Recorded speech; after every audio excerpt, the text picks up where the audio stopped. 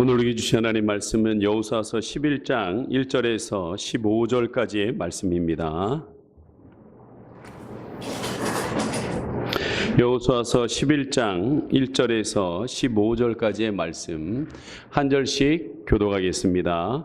하솔 왕 야빈이 이 소식을 듣고 마돈 왕 요밥과 시보론 왕과 아삽 왕과 및 북쪽 산지와 빈네로 남쪽 아라와 평지와 서쪽 고래 높은 곳에 있는 왕들과 동쪽과 서쪽의 가나안 족속과 아모리 족속과 헷 족속과 브리스 족속과 산지의 여부스 족속과 미스바 땅 헤르몬 산 아래 휘 족속에게 사람을 보내매 그 모든 군대를 거느리고 나왔으니 백성이 많아 해변에 수많은 물도 말과 병거도 심히 많았으며 이 왕들이 모두 모여 나와서 이스라엘과 싸우려고 메론 물가에 함께 진쳤더라. 여호와께서 여호수아에게 이르시되 그들로 말미암아 두려워하지 말라. 내일 이맘때 내가 그들을 이스라엘 앞에 넘겨줘 불살시키니 너희 그들의 말 깃발에 힘을 놓고 그들의 병거를 불살라 하시니라. 이에 여호수아가 모든 군사와 함께 메론 물가로 가서 갑자기 습격할 때에 여호와께서 그들을 이스라엘 손에 넘겨주셨기 때문에 그들을 격파하고 온 시돈과 미스로보 나양까지 추격하고 동쪽으로는 미스바 골짜기까지 추격하여 한 사람도 남기지 아니하고 쳐주고 여호수아가 여호와께서 자기에게 명령하신 대로 행하여 그들의 말 뒷발에 심줄을 끊고 그들의 병거를 불로 살랐더라. 하솔을 본래 그 모든 나라에 버렸더니 그때 여호수아가 돌아와서 하솔을 취하고 또 왕을 칼날로 쳐죽이고 그 가운데 모든 사람을 칼날로 쳐서 진멸하여 호흡이 있는 자는 하나도 남기지 아니하였고 또 하솔을 불로 살랐고 여호수아가 그 왕들의 모든 성과 그 모든 왕을 붙잡아 칼날로 쳐서 진멸하였으니 여호와의 모세가 명령한 것과 같이 하였으되 여호수아가 하솔만 불살랐고 산 위에 세운 성읍들은 이스라엘이 불사르지 아니하였으며 이 성읍들의 모든 재물과 가축은 이스라엘 자손들이 탈취하고 모든 사람은 칼날로 쳐서 멸하여 호흡이 있는 자는 하나도 남기지 아니하였으니 다 같이요. 여호와께서 그의 종 모세에게 명령하신 것을 모세는 여호수아에게 명령하였고 여호수아는 그대로 행하여 여호와께서 모세에게 명하신 모든 것을 하나도 행하지 아니한 것이 없었더라. 아멘. 우리 잠깐 영상을 보도록 하겠습니다.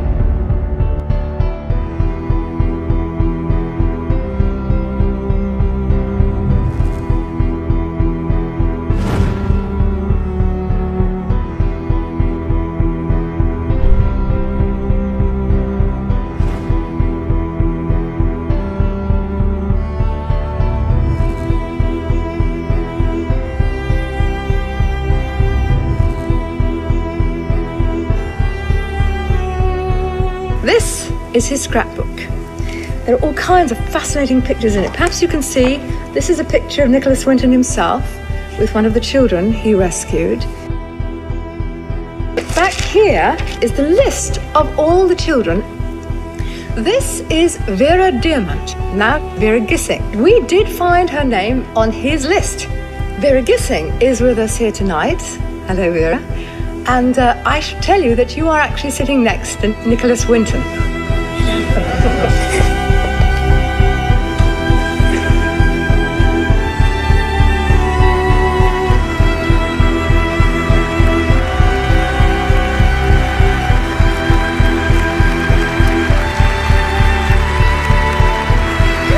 Is there anyone in our audience tonight who owes their life to Nicholas Winton? If so, could you stand up, please?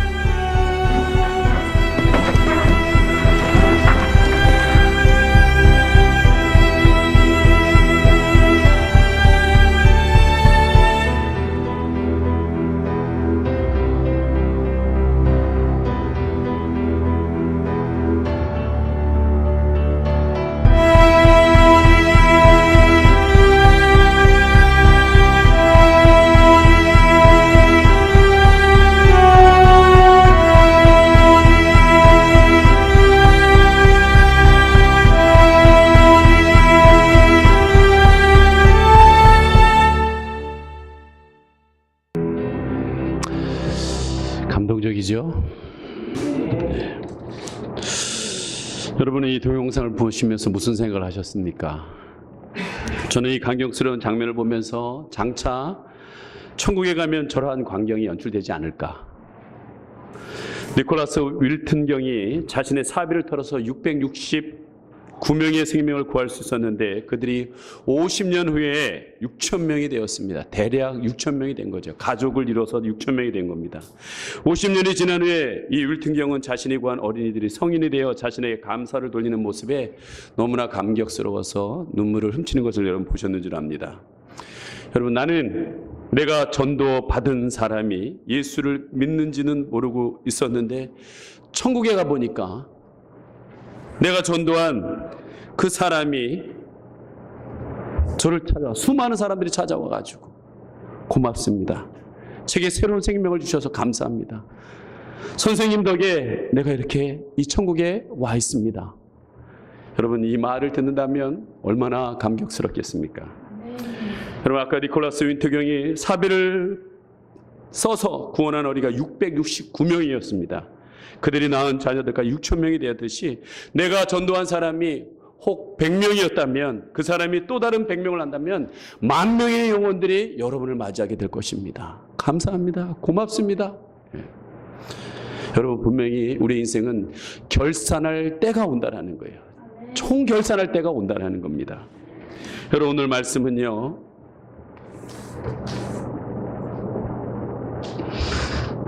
가나안 전쟁의 총결산을 하는 내용입니다. 오늘 11장은 가나안 정복의 마지막 전쟁인 메론 물가의 최후의 전투를 하고 있습니다. 오늘은 1장 11절까지 가나안 전쟁을 다시 한번 여러분 요약하면서 가나안 전쟁이 우리에게 주는 의미를 알고자 합니다. 여러분, 모세의 시대가 끝났습니다. 모세도 가나안 들어가고 싶은데 너는 여기까지다. 하나님께서 말씀하실 때 몇 번의 간청을 했지만 너는 여기까지다 하고 하나님께서는 그를 들여보내지 않습니다. 그리고 새로운 지도자 여호수아를 통하여서 이스라엘 백성을 이끌고 가보지 못했던 이 나라를, 이 첫 땅을 향하여 건너갑니다. 요단강을 건넙니다. 이제 하나님께서 약속하신 가나안 지역에서로 갑니다. 하나님의 약속은 아브라함에 분명히 말씀했습니다. 너에게 이 땅을 줄 것이다. 이 가나안 땅을 줄 것이다 라는 말씀이었습니다. 그래서 이스라엘은 가나안 31개의 나라를 정복하며 이 땅을 차지해 나가는 것을 보게 됩니다. 첫 번째 전쟁은 여리고 전쟁입니다. 기적적인 하나님의 도우심으로 견고한 여리고성을 13바퀴 돌고 그들이 한 것은 나팔을 불 때 심찬 함성과 함께 외친 것뿐이었는데 이 견고한 성이 우르르 무너지는 것을 보게 됩니다. 여리고성을 정복했습니다.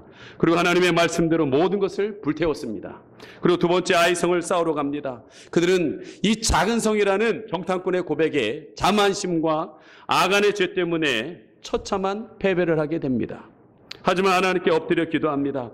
다시 하나님께서 그들의 왜 엎드려 있느냐, 일어나라, 내가 너를 도와주겠다라고 하면서 작전을 가르쳐줍니다. 그것은 매복 작전입니다. 전에 했던 것처럼, 패배한 것처럼 도망치면 그들이 쫓아오게 될 것이다. 그때 너희들이 뒤에 숨어있다가 매복했던 사람들이 들어가 차지하면 될 것이다라는 것을 가르쳐줍니다. 그리고 승리합니다. 세 번째는 여리고와 아이성에 대한 소식을 들은 기브온 백성들이 야, 이러다가 우리 다 죽겠다. 큰일 났다. 우리가 가서 그들을 속여서라도 화친 계약을 맺자. 그래가지고 그들이 거짓골로 와가지고 우리는 먼 나라, 가나안이 아니라 먼 나라에서 왔습니다라고 속여서 화친 계약을 맺습니다.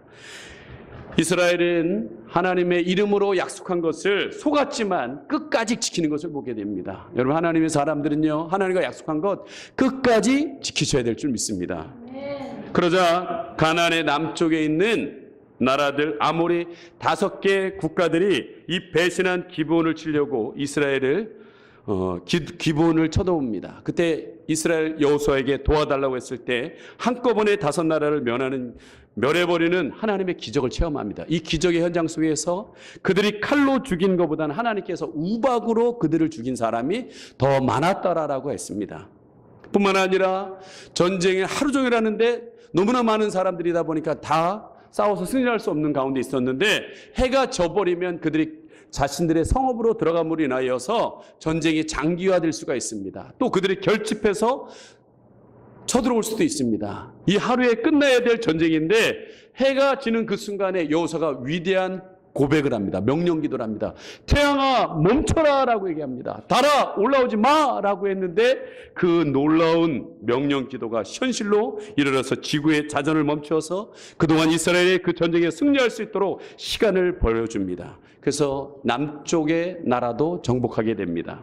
그리고 오늘 11장의 내용이 이 남쪽이 가나안 이 남쪽이 다 정복됐다는 소식을 듣자 그 남쪽의 대표적인 왕이었던 북방의 하소랑 야벤이 그 소식을 듣고 북쪽에 있는 나라들을 다 모으게 됩니다. 오늘 11장 1절 말씀 같이 한번 읽어보겠습니다. 시작. 하소랑 야벤이 이 소식을 듣고 마돈왕 요밥과 시브론 왕과 아삽의 왕과. 여러분 북쪽에 있는 나라들은요 지금까지 싸웠던 남쪽 나라보다 달라요. 역사학자 요세푸스는 이렇게 얘기합니다. 북쪽에 있는 연합군은 보병수만 30만 명이에요. 기병이 말을 타는 이 기병들이 10만 명이요. 전차가 2만 대라고 그랬습니다. 사실 가나안은요 전차도 없습니다. 기병도 없습니다. 그런데 이들과 싸워서 승리할 수 있는 확률은 굉장히 어려운 상황입니다. 이스라엘이 그때까지 만났던 상대 중에 가장 강력한 군대입니다.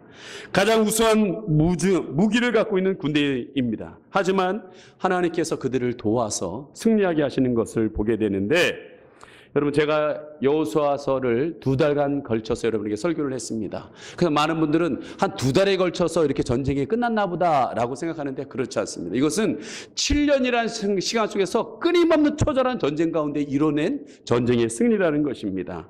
그런데 여러분 이 31개의 나라를 싸웠고 31개의 왕을 쳐부쉈고 전부 대승을 하게 됩니다. 모든 나라는 이스라엘보다 떨면서 그들 앞에 패합니다. 이 전쟁의 승리의 비결이 무엇일까요? 여러분 오늘 6절서부터 8절까지 한번 읽어보겠습니다. 보겠습니다. 같이 읽습니다. 시작. 여호와께서 여호수아에게 이르시되 그들로 말미암아 두려워하지 말라. 내일 이맘때에 내가 그들을 이스라엘 앞에서 넘겨주어 몰살시키리니 너는 그들의 발 뒷발을 심줄을 끊고 그들의 병거를 불사르라 하시니라. 이에 여호수아가 모든 군사와 함께 메론 물가로 가서 갑자기 습격할 때에 여호와께서 그들을 이스라엘 손에 넘겨주셨기 때문에 그들을 격파하고 큰 시돈과 미스로본 마임까지 추격하고 동쪽으로는 미스바 골짜기까지 추격하여 한 사람도 남기지 아니하고 쳐 죽이고. 여러분 이스라엘의 이 31개 나라와의 전쟁 가운데서 하나님께서는요 그들과 뭐 하시냐 함께 하시는 것을 보게 됩니다. 전쟁의 승리의 비결은 하나님과 함께 하는 거예요. 뿐만 아니라 하나님께서는 그들에게 전쟁할 때 어떻게 싸워야 될 것을 가르쳐 줍니다. 어떨 때는 도르라고 합니다. 어떨 때는 외치라고 하기만 합니다. 어떨 때는 숨으라고 합니다. 어떨 때는 기습해서 공격하라고 각가지의 방법들을 다 하나님께서 가르쳐 주십니다. 그대로 순종만 하면 승리하는 겁니다. 여러분 인생이 그렇게 어렵지 않습니다. 하나님과 함께 하시고 그분이 말씀하는 것에 순종하기만 하면 되는 것입니다. 그렇다면 여러분 하나님께서 전쟁을 좋아하시는 분일까요? 우리가 삶의 전쟁 속에서 계속 살아가기를 원하고 계실까요? 여러분 하나님은요 우리에게 전쟁을 원하시는 것이 아니라는 거예요. 사실 우리가 이 세상을 살아가면서 가장 먼저 싸워야 될 대상은 누구냐?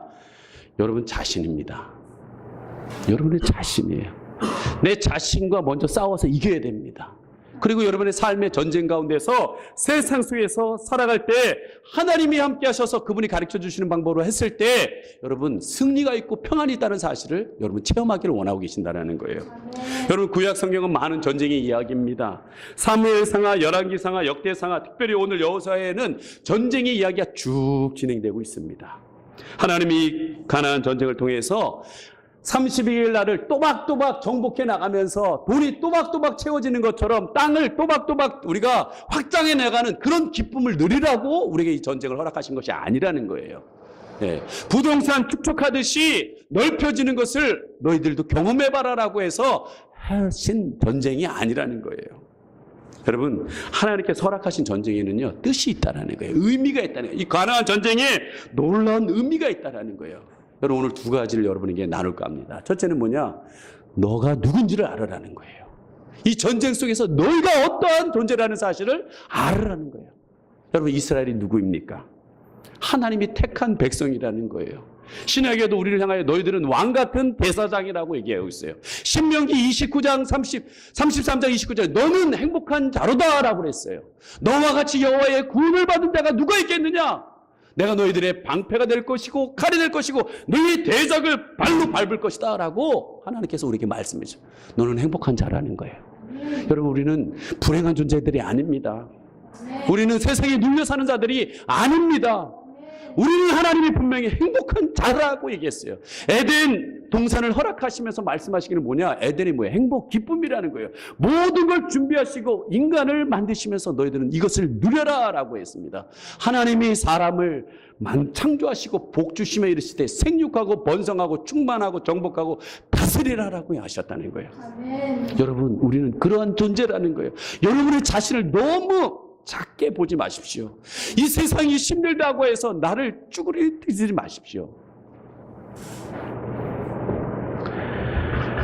여러분, 하나님은요, 이 전쟁을 통하여서 네가 어떤 존재라는 사실을 알아라. 제발 좀 알아라. 그 대신 너는, 여러분, 출애굽기에도 나왔지만 출애굽한 뒤에 이스라엘 백성들이 하나님이 조건을 지시합니다. 너희들 내 백성 되겠느냐? 내 자녀 되겠느냐? 그랬더니 이스라엘 백성들이 네, 모세를 통해서 듣고서 네, 하나님의 백성 되겠습니다. 하나님의 자녀 되겠습니다. 그때 하나님께서 그래? 그러면 내 백성은 나의 말을 들어야 된다. 그러면서 주시는 것이 뭐냐? 여러분, 십계명이라는 거예요. 십계명. 그 말씀대로만 산다면 너희들의 인생의 모든 것을 내가 책임져 주겠다. 그러나 생명과 복, 저주와 사망이 있는데 너희들이 선택해라. 그러면서 여러분, 언약을 맺은 백성이 이스라엘 백성인 거예요. 여러분, 우리가 이스라엘 백성과 똑같습니다. 오늘도 하나님의 백성이면 하나님의 말씀대로 살 때 아까 얘기했던 승리들이 우리의 삶 가운데 주어진다라는 거예요. 그래서 하나님은 하나님의 방식대로 우리가 살아가기를 원하고 있어요. 이 과정 속에서 여러분, 가장 많이 부닥치는 것이 무엇이냐? 바로 자기 자신이라는 거예요. 나 외에 다른 신을 섬기지 말라고 했어요. 여러분, 저는요, 아무리 생각해도 부처님, 알라 아니에요. 다른 신은 바로 자신이에요. 자신. 육신이에요. 이것을 여러분 이기지 않는 사람, 하나님의 백성답게 절대로 살 수 없습니다. 네. 여러분, 그 하나님의 말씀대로 살 때 가장 많이 부닥치는 것이 바로 자신이에요. 자신이에요. 네. 이번 주 우리 셀 예수 제자반 집중훈련에서 깨달은 것이 뭐냐면, 저희 교회에 행치수 이후에 믿음반 이후에 하나님께서 우리 교회 교인들에게 주시는 은혜가 있었습니다. 그게 뭐냐? 건강한 정체성이에요. 내가 누구라는 사실을 아시는 분들은 삶의 승리를 일궈가 나가는 것을 제가 보게 됩니다. 근데 이 건강한 정체성을 가져서 교회가 분위기가 상당히 좋아졌는데, 제가 이번에 가서 그 교육을 받으면서 깨닫는 게 뭐냐? 건강한 정체성을 깨닫고 받는 것도 중요하지만 지키는 건 더 어렵구나. 사단은 끊임없이 우리를 향하여서 이 네가 누구라는 존재를 자꾸 잊어버리게 하고, 야, 넌 패배자야. 네가 지키 뭘 하겠어? 여러 가지 사건을 통해서 낙심하고 좌절해서 하나님이 주신 복대로 살지 못하고 눌려서 사는 사단의 매인 삶을 사는 것을 보게 됩니다. 여러분, 그 수도 없이 사단이 계속적으로 여러분을 향하여 너는 실패자라고, 너는 아무 쓸모없는 존재라고 얘기할 때 뭐 해야 되냐? 싸워야 되는 거예요. 난 그런 존재가 아니다. 거부해야 된다는 거예요. 그리고 다시 내 안에 하나님이 주신 이 건강한 정체성을 회복시켜야 된다는 거예요. 그리고 당장에 아까 얘기했던 신명기 33장 29절 원수의 목을 밟아버려야 된다는 거예요. 삶을 이기고 나가야 된다는 거예요. 네? 여러분, 근데 참 어렵습니다. 왜? 저는 이 전쟁은요, 여러분, 죽을 때까지 하셔야 돼요. 육신을 갖고 있는 한 계속 육신의 정욕이 올라옵니다. 인생의 자랑이 올라옵니다. 안목의 자랑이 보여요. 저는 좀 걱정되는 게 뭐냐면, 이제 예배 때 나올 때 눈이 뻘개서 나오실 분이 혹시 있을까봐 걱정돼요. 이 안목의 정력이 사로잡혀서 월드컵에 빠지셔가지고 축구에 빠지셔가지고 예배 시간에 와서도 우리가 이겼어야 되는데 축구 생각하시는 분들이 막 있을 것 같아요. 여러분 이겨야 됩니다. 하나님은요 월드컵보다 위대하신 분이에요. 그 어떤 것과 비교할 수 없는 분이라는 거예요. 오직 하나님만이 하나님 될 수 있다는 거예요. 근데 우리 안에서 끊임없이 일어나는 이 육신의 정욕을 여러분 이기기가 쉽지 않다는 거예요. 여러분 여리고성을 정복했을 때 그 뒤에 여러분 아이성이 왜 패배했어요? 자만심. 예? 내가 좀 뭔가 된다 싶을 때 야 내가 뭔가 되는가 보다라고 하는 이 자만심, 이 교만, 하나님 없이도 된다라는 이 마음이 하나님하고는 부닥친다라는 거예요. 여러분 아간만 그 신할산 외투하고 금하고 은 훔쳤을까요? 여러분이 그 자리에 있으면 안 했을까요? 아마 저 그 자리에 있었으면 저도 꽤 옷이 없었어요. 아마 갖고 왔을 거예요. 예. 여러분 아간이 바로 나예요. 예? 아간이 바로 나예요. 그런 상황과 형편만 안 됐을 뿐이지 그 자리에 가 있으면 나도 그럴 수 있다라는 거예요. 계속적인 상충이 일어날 겁니다. 계속적인 싸움이 있어야 될 겁니다. 그래서 하나님은요 이 전쟁을 통해서 끊임없이 여리고성의 승리, 그의 남부군과의 승리, 북부군의 승리가 중요한 것이 아니라 너희들은 이 전쟁 가운데서 나의 명령을 따라서 순종하고 나갈 때 너희들은 어떠한 인생의 전쟁에서도 반드시 승리하게 될 것이다. 그걸 가르쳐주고 싶었던 거예요. 눈에 보이는 승리가 중요한 게 아니라는 거예요. 예? 여러분 하나님은 이 가나안 전쟁을 통틀어 전쟁하기 전에도, 전쟁하는 중간에도, 전쟁 끝난 후에도 나와 함께 하기를 원한다. 예? 당면한 문제를 온전하게 하시고 물어보라는 거예요. 기도를 왜 합니까? 하나님께 기도하여서 물어보라는 거예요. 어떻게 하나님 내 자녀 어떻게 해야 될까요? 학교에서 적응 못하는 이 자녀를 어떻게 해야 될까요? 왕따 당하는 이 자녀를 어떻게 해야 될까요? 물어보라는 거예요. 그러면 가르쳐준다는 거예요. 매복시키든지 습격을 하든지 전학을 시키든지 하나님께서 가르쳐준다는 거예요. 인생의 모든 우리 삶의 문제가 전쟁 아니겠습니까? 예? 물어보라는 거예요. 그러면 하나님 가르쳐준다는 거예요. 그대로 순종해보라는 거예요. 승리가 될 거라는 거예요. 예. 여러분 승리하는 후에도 하나님의 말씀을 따라 교만하지 말고 따라가라는 거예요. 그것이 가나안 전쟁입니다. 예. 결론적으로 하나님께서 우리에게 원하시는 것은 뭐냐? 출애굽기에 약속했던 그 약속. 넌 내 백성이다. 나는 너의 하나님. 성경에 나오잖아요. 나는 너의 하나님이고 너는 내 백성이다. 예. 결과적으로 너희는 나 없이는 살 수 없다는 것을 깨달았으면 좋겠다. 예. 그래서 여호수아는 똑같은 전쟁이지만 전쟁의 방법이 나와 있습니다. 칼과 무기와 견고한 전투력을 가지고 싸우는 것이 아니었습니다. 이 전쟁에서 어떻게 싸워야 될까 물어보면 여러분 진짜 적은 그 여리고성이 아니라는 거예요. 나라는 거예요. 나. 31개의 나라가 아니었다는 거예요. 진짜 적은 내 자신이라는 거예요. 하나님이 얘기했을 때 나 자신의 내 생각이 있고 내 경험이 있지만 그것을 포기하고 하나님을 의지하도록 자신의 의지, 이 경험 나오는 걸 눌러버리고 하나님의 뜻이 말씀하신 대로 그대로 갈 수 있는 힘, 그 싸움을 승리하면 이기는 거예요. 네. 끝까지 자신과 싸우시기 바랍니다. 육신에 일어나는 생각들과 싸우시기 바랍니다.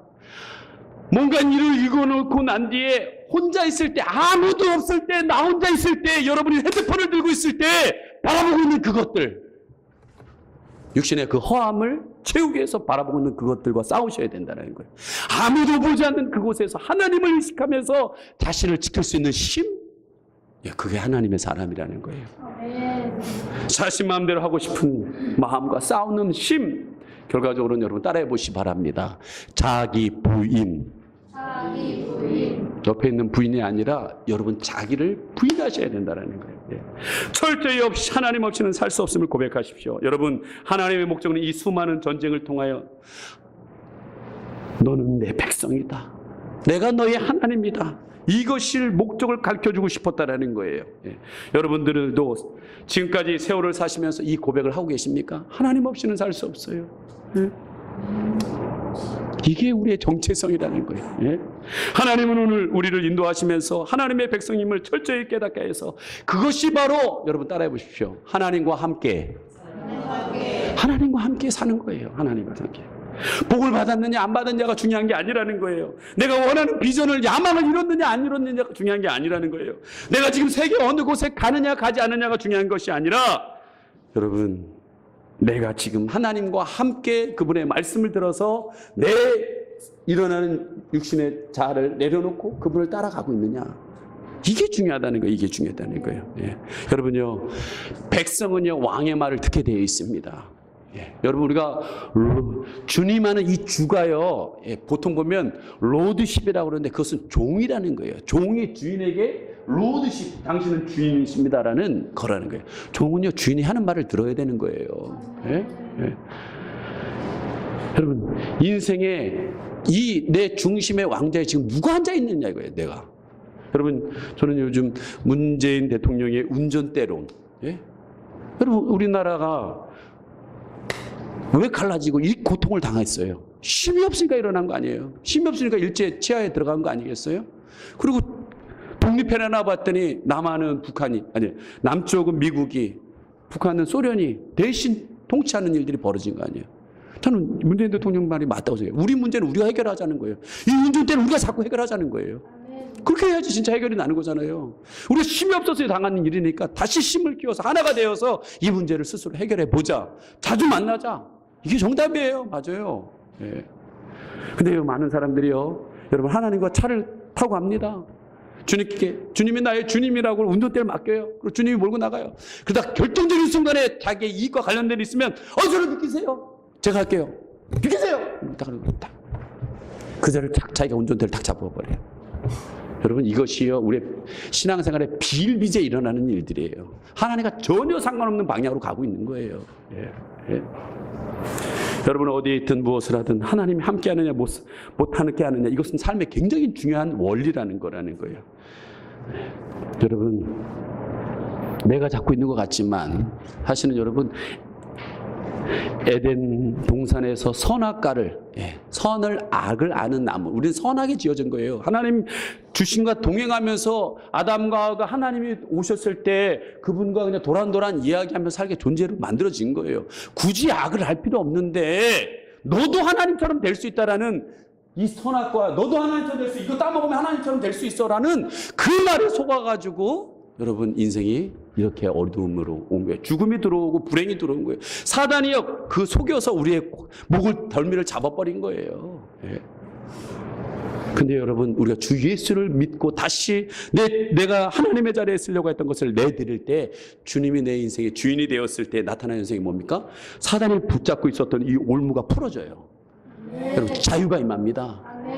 마음의 평안이 옵니다. 기쁨이 옵니다. 삶에 용기가 생겨요. 반드시 승리하게 되어 있습니다. 예? 저는요 수없는 사람을 전도하고 제가 살아온 경험도 있지만 이 현상이 공통적으로 나타나는 현상들이에요. 제대로 예수를 만난 사람은 반드시 그렇게 나타나게 되어 있어요. 예. 원래 우리는 그렇게 살아야 될 존재라는 거예요. 예? 여러분 인생의 전쟁이 신겹지요? 왜 신겹습니까? 내가 지고 가려니까, 내가 다 해야 되니까, 내가 다 해결을 해야 되니까 짐이 무거운 거예요. 예? 근데 여러분 그분의 인생들을 끝에 가보세요. 거의가 얘기합니다. 허무하다고 얘기합니다. 예? 이스라엘 하나님이 없이 전쟁을 하면 좋았을까요? 즐거웠을까요? 아닙니다. 자기 뜻대로 전쟁은요 불행입니다. 대표적인 경우가 누구예요? 사울 보세요.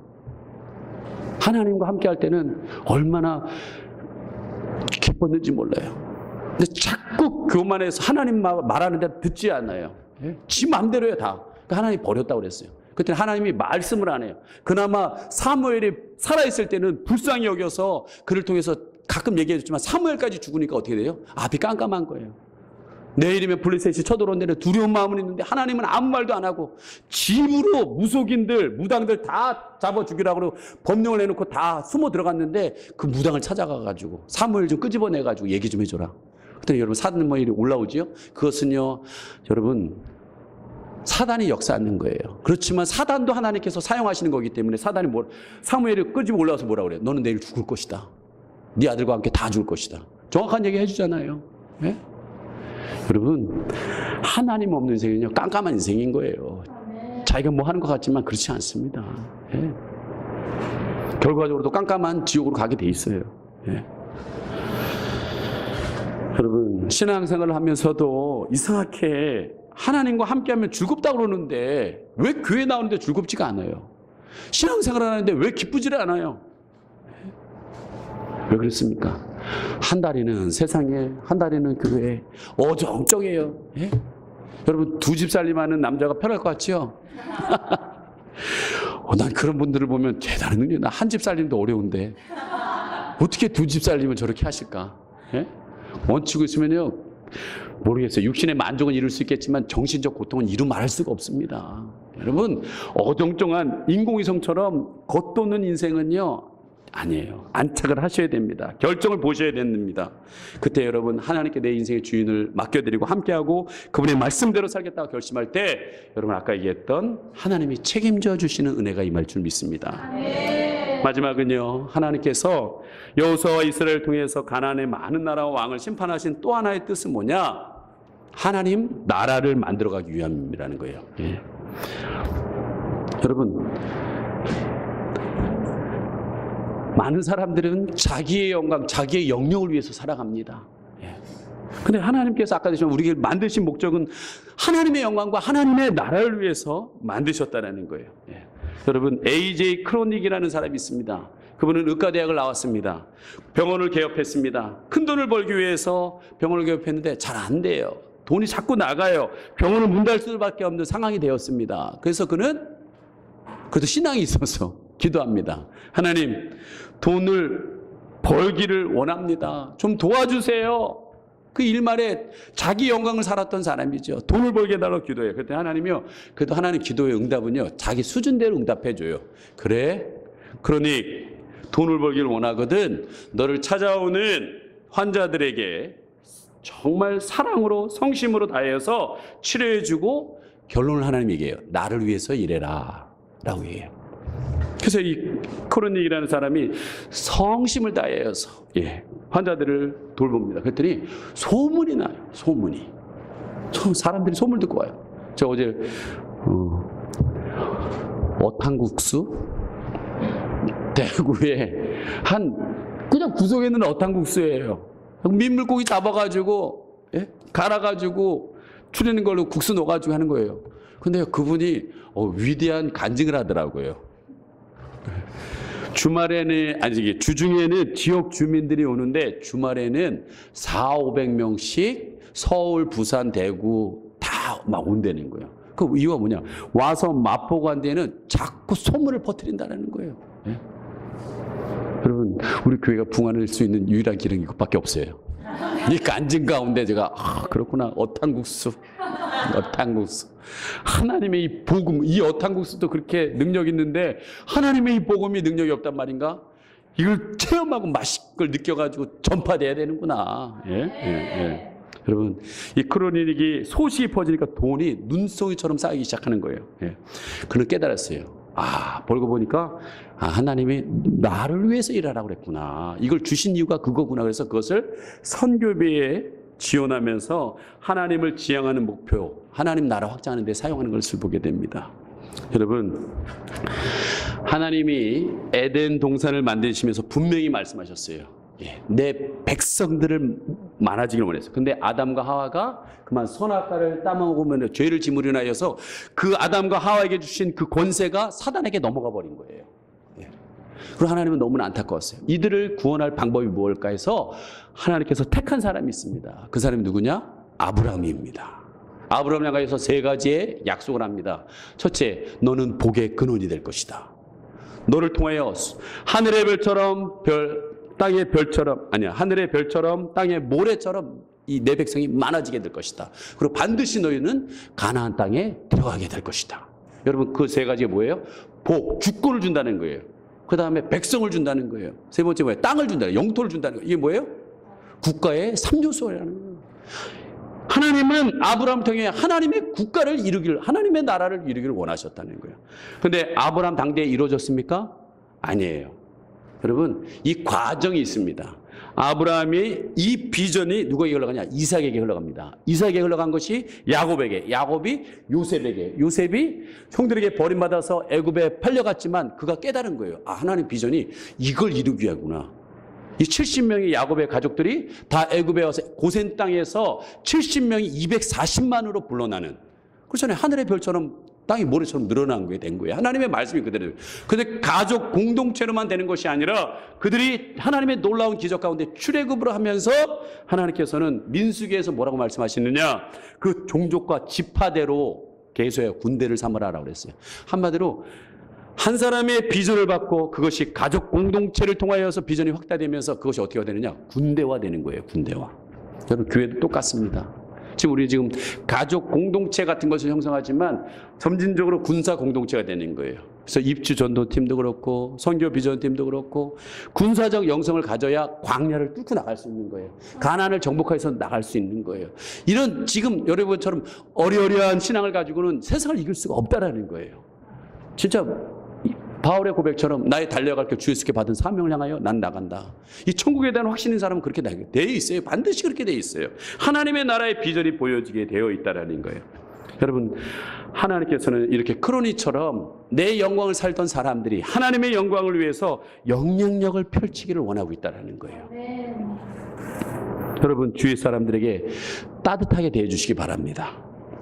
영향력을 미치시기 바랍니다. 우리는 연약하지만 이 일을 위해서 소망할 때 하나님께서 역사하신다는 거예요. 빌립보서 2장 13절에 너희 안에 행하시는 이는 하나님이시니 자기의 기쁘신 뜻을 위하여 너에게 소원을 두고 행하게 하신다고 그랬어요. 여러분, 하나님 기쁘신 뜻이 뭘까요? 우리 하나 잘 먹고 잘 사는 것이 뜻일까요? 물론 여러분의 가정이 행복하게 잘 사는 거 하나님 원하십니다. 그러나 하나님의 뜻이 있어요. 그게 뭐냐? 하나님 나라라는 거예요.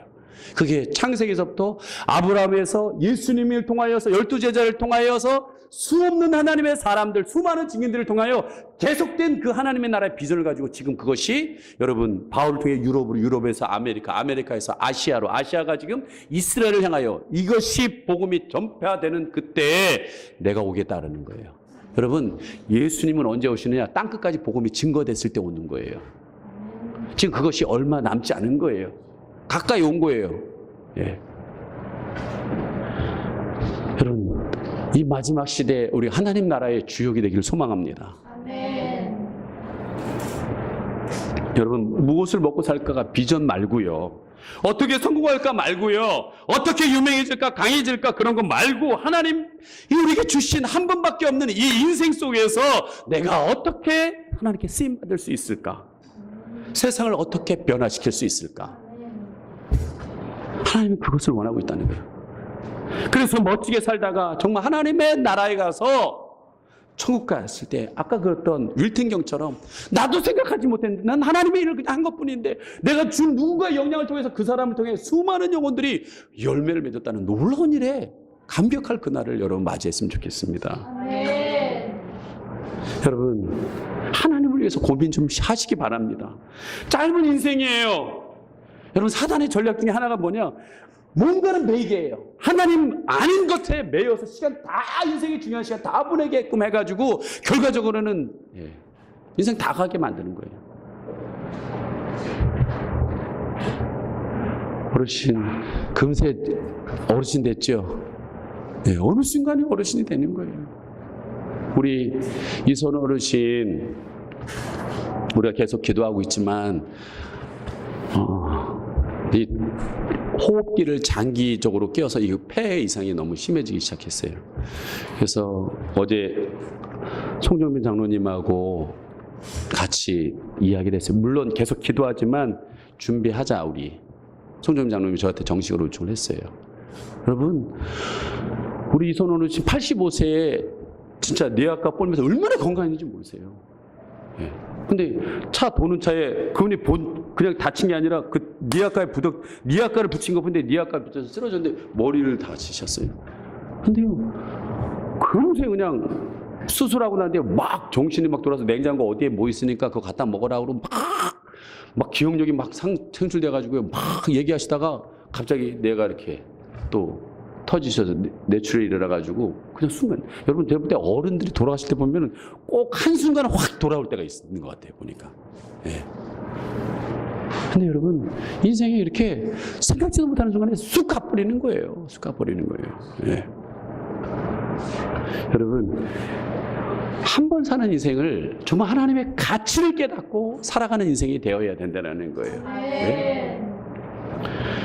이번에 이 셀교 제자반 집중훈련 들었는데, 제가 강의 셀에 대한 대학원에서 강의를 하고 있는데, 셀 목회에 대한 강의를 하고 있는데, 학장님이 자기도 미국에서 공부를 다 했는데 결론은 셀 목회가 답이구나라는 건 알았는데 자기가 해보려니까 안 되더라는 거예요. 안 되더라는 거예요. 근데 이 젊은 목사가 자기 교회에서 그것이 완벽한 건 아니지만 이루어진 일이 있을 때 도전을 받으셨나 봐요. 그래서 자기 교회 10명을 데리고 오셨어요. 예, 이번에 집중훈련에 데리고 오셨어요. 근데 거기에 은행 지점장 하셨던 분, 은퇴하신 분이 왔는데 벤치 타고 오셨더라고요. 그러니까. 예. 근데 그분이 다 끝나고 난 뒤에 한마디씩 나누자 그랬더니 그분이 안경을 탁 벗으면서 고개를 막 흔들면서 난 제자가 아니라고. 난 제자가 아니라고. 예. 진짜 막 고민된다고. 내가 어떻게 살아야 될지 고민된다고. 이런 얘기를 하더라고요. 허심탄회하게. 예. 그리고 지금 우리 셀교회 중에서 강원도 정선 사북, 여러분 폐광돼가지고 강원랜드가 들어간 그 도시에 지금 충만한 교회라는 교회에서 목사님이 이제 믿음반을 시작했는데, 이 믿음반에 한 분이 간증이 너무나 은혜롭더라고 우리 형제교회에다 나눠주셨어요.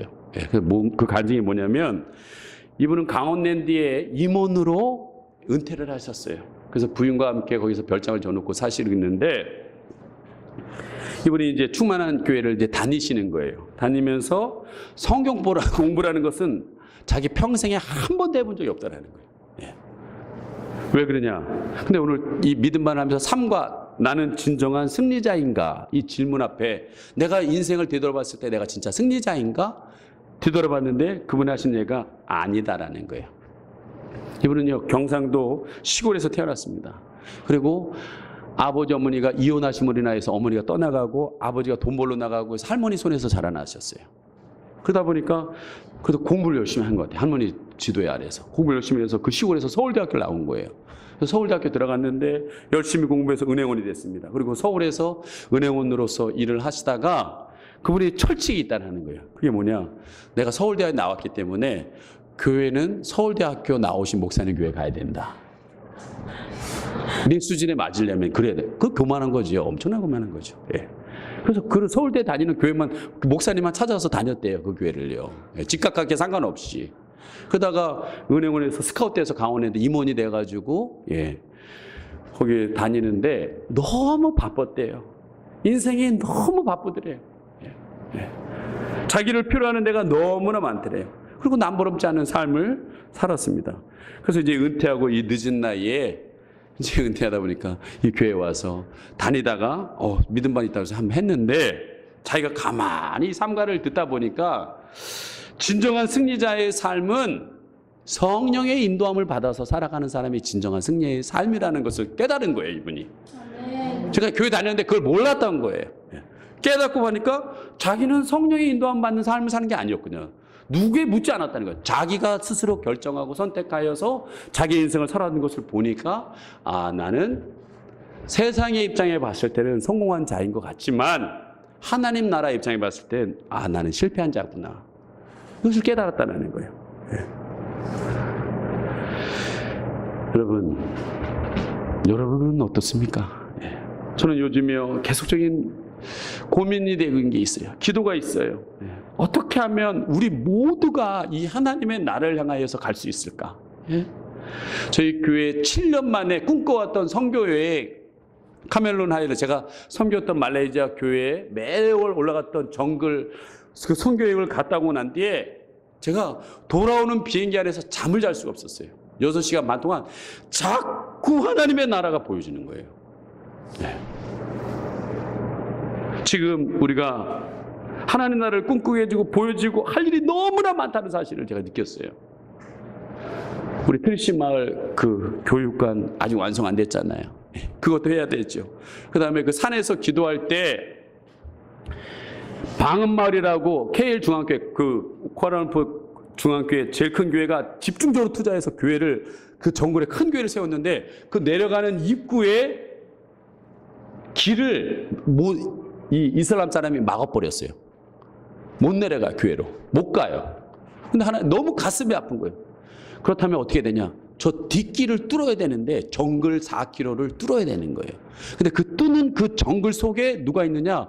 아직 복음을 전하지 않은 미종족 마을이 하나가 있는 거예요. 그 얘기를 들으니까 더 가슴이 뜨거워지는 거예요. 여러분, 하나님의 나라는 계속 전파해야 되는 거잖아요. 하나님, 이 길을 뚫을 수 있도록 좀 도와주세요. 그래서 우리 그 산 꼭대기에서 손을 놓고 산에 놓고 우리가 기도했던 장면이 여러분 그때 영상 보실게요. 그거예요. 그걸 보니까 더 저기에요. 그리고 선교사님과 밤마다 얘기하는데 이분도 선교사님 부부지만 말레이시아 150명의 선교사님들이 와 있어요. 근데 이 150명 선교사님들이 그 이슬람 땅에서 생명의 공급이 안 돼가지고 다 죽어나가는 거예요. 영적으로요. 제대로 사역을 못하는 거예요. 그래서 견디다 못해 40명, 50명이 모여가지고 우리가 삶을 나누고 말씀을 가지고 기도하자. 돈도 없으니까 도시락 하나씩 다 들고 와가지고 매주 월요일마다 모여서 선교사님들이 모여서 식사하면서 그게 은혜 나눔, 자가 공급이죠. 살려고 몸부림치는 거예요. 야, 그러고 보면서 요번에 했던 제자 그 집중화 가정 50명 목사님들이 다 얼굴 왔을 때 얼굴이 시꺼매가지고 와가지고 자기 삶의 현장 속에서 목회하다가 눌려가지고 왔다가 2박 3일 만에 확 살아나는 것을 보면서 야, 저런 거 해야 되는 거 아니냐 진짜. 네? 선교사님들 가서 진짜 2박 3일 다 걱정 없이 식사하게 하고 그분들이 하나님 말씀 갖고 힘을 얻어서 그들의 삶의 현장으로 선교지로 가서 살려내는 힘의 공급의 통로들이 돼야 되지 않겠냐. 막 이런 걸 생각하니까 할 일이 너무 많은 거예요.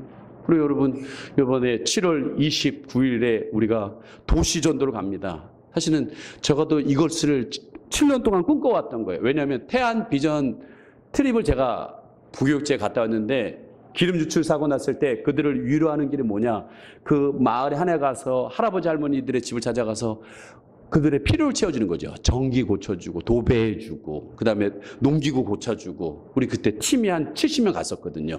해주니까 사람들이 다 마음을 열어요. 그 다음에 복음 전하는 거예요. 그거 억지로 뭐 예수 믿으세요 그럴 필요 없더라고요. 그런 걸 해보고 싶었는데 우리 능력이 안 됐는데 이번에 예수마을설교회에서 이 사북, 이 강원랜드 도박에 찐들려 거기서 여러분 1년에 80명이 죽어나간대요. 그것도 드러난 숫자고 도박에 다 패가 망신해가지고 다 거기서 자살한다는 거예요.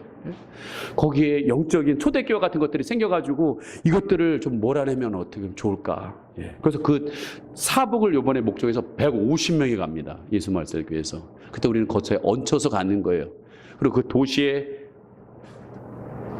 12지역을 나눠서 하는데 우리가 가야 될 것은 여러분 그때 리더 모임 갔던 엔젤하우스라고 산 꼭대기에 귀한 펜션을 지어놨어요. 근데 거기에 믿는 사람이 단 한 명이에요. 한 명. 초등학교 때부터 집집이 막 산에 막 이렇게 있는데 믿는 사람이 한 분이에요. 근데 이장님이 마음을 열려고 그러는데 아는 형님이라는데 안 열어요. 그래서 여러분 좀 힘이 되신다면 여러분들의 재능을 모아서 가서 그런 어르신들을 전기도 고쳐주고 여러분 재능을 가지고 좀 도와주면서 마음 열어놓고 그분들을 모시고 어디로 가냐면 교회를 안 데리고 갑니다. 예수마을설교회에서 전략이 뭐냐면 거기 중심 센터에 가는데 이번에 사회복지관을 빌려서 하려고 했는데 사회복지관에서 안 빌려준대요. 그래서 이 충만원교회 목사님이 믿음을 가지고 절대 안 빌려주거든요. 청소년 센터는 안 빌려주는데 가서 사복 청소년 장학센터에 가서 빌려달라고 그랬는데 그럼 빌려주겠다고. 거기 800명 들어가요. 보통 그런 시골에 가서 하면은 300명 오는데 이번에는 많이 올 것 같아요. 저는 이 한 시대를 살아가는데 이렇게 여러분 하나님 나라 위해서 쓰임 받는다면 저는 이거보다 귀한 일이 없다고 생각합니다. 네. 근데 중요한 것은 뭐냐? 우리가 힘이 있어야죠. 저도 안 하려고 그런 게 아니었어요. 힘이 없었던 거예요. 힘이. 예. 여러분 부흥해야 됩니다. 하나님 나라를 위해서 부흥해야 됩니다. 초대교회에 능력이 나타나야 돼요. 예. 여러분 초대교회는 그들이 가는 곳마다 뭐라 그러냐 연병이라고 그랬어요. 연병. 여러분 그 당시에 흑사병은요 도시를 전멸시켜 버립니다. 예? 예수 믿는 사람 그들이 들어가면요 그 도시가 연병을 한 것처럼 다 바꿔버린다는 거예요. 사람들의 가치를 바꿔놓고 생각을 바꿔놓는 일들이 벌어진다는 거예요. 여러분 왜 분명히 우리에게 빛과 소금이 되라고 했는데 이 맛을 왜 잊어버렸을까? 우리가 소금의 맛을 잊어버렸을까? 다시 하나님 앞에 이것을 달라고 기도하셔야 되는 거예요. 네. 여러분 부흥해야 됩니다. 그래서 이번에 유패밀리데이 축제 왜 해야 되냐? 우리가 이 전반기를 결산하면서 하나님 70명의 예배자들 일어나게 해주세요. 하나님을 하고 싶은데 힘이 없어요. 예. 여러분 말씀 뵙겠습니다. 하나님께서 가나안 전쟁을 통해서 우리에게 주시는 교훈이 무엇입니까? 네 정체를 알아라는 거야. 정체를. 내가 너와 함께하고 네가 내 말을 듣는다면 너도 이러한 정복의 역사가 일어나게 될 것이다. 그러면서 여러분 31개의 나라들을 정복해 나가는 것처럼 여러분 안에 이게 가나안이에요. 여러분 안에 이게 가나안이에요. 이 여러분의 육신의 정욕, 안목이도 이걸 하나씩 하나씩 정복해 나가셔야 됩니다. 그래서 거룩한 통로가 되어서 여러분을 통하여 하나님의 나라가 여러분이 있는 곳에서 임하기를 소망합니다. 이것이 여러분의 비전이 되기를 원합니다. 여러분 니콜라스 윈튼경처럼 그분이 사실은 모르겠어요. 하나님 나라의 비전을 가지고 저렇게 하셨는지 모르겠지만 한 사람의 그 결단이 여러분 놀라운 일들을 벌어졌던 것처럼 하나님의 역사 일어나기를 원합니다. 이 시간 함께 우리 보좌 앞에 모였네. 함께 찬양하고 기도하겠습니다.